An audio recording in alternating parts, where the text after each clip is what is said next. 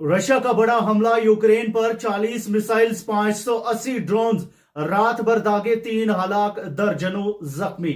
Ukrainian सदर Zelensky ने Saturday को कहा कि रशिया ने हाल के हफ्तों में सबसे शदीद हमला किया जिसमें 40 मिसाइल्स और तकरीबन 580 ड्रोन्स रात भर यूक्रेन पर फायर किए गए, जिसमें कम से कम 3 लोग हलाक और दर्जनों जख्मी हुए।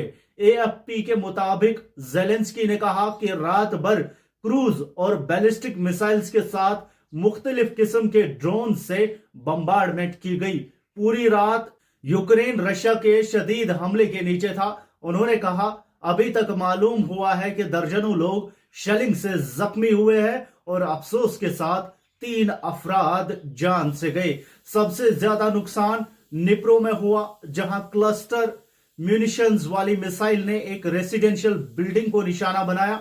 गवर्नर सर्जी लेसक ने तस्दीक की एक शख्स हलाक और 26 जख्मी हुए, जिसमें एक की हालत नाजुक है। शर्निगिव में ड्रोन हमले में 62 साल का आदमी हलाक हुआ।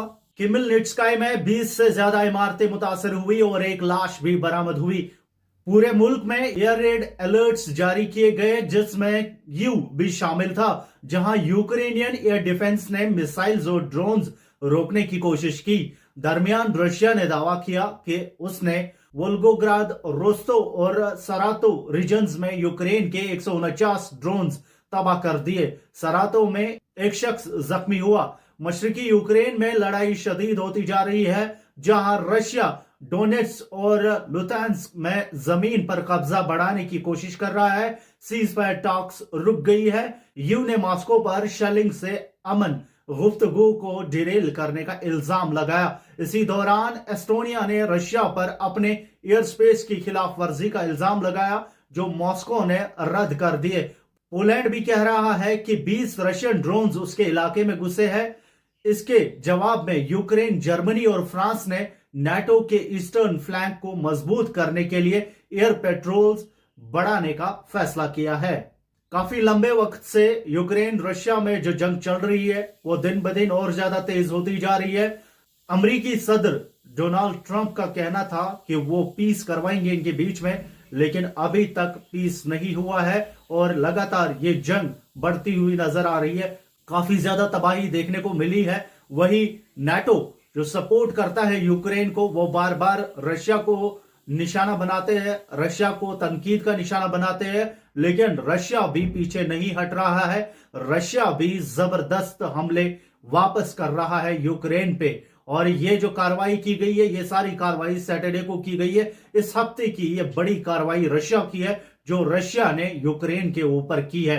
यूक्रेन जो नाटो के दम पे रशिया के साथ लड़ने चला था, काफी नुकसान उठा चुका है और अब नाटो मेंबर्स को भी लग रहा है कि उन्हें काफी ज्यादा नुकसान हो रहा है। इस जंग में जो उन्होंने खुद को इन्वॉल्व किया, उसकी वजह से नाटो को बहुत नुकसान हुआ है। लेकिन रशिया जबरदस्त हमले कर रहा है और रशिया रुकने का नाम नहीं ले रहा है। रशिया जो कि बहुत पावरफुल कंट्री है और एंटी वेस्ट कंट्री मानी जाती है, हमेशा वेस्ट के जो दुश्मन हैं उनका सपोर्ट करती हुई नजर आती है रशिया। और अमेरिका और नाटो से काफी इनको एलर्जी है और जहां भी इन्हें मौका मिलता है वहां ये नाटो और इन ममालिक को निशाना बनाते हैं। रशिया अभी भी यूक्रेन के साथ लड़ रहा है, जंग अभी भी जारी है।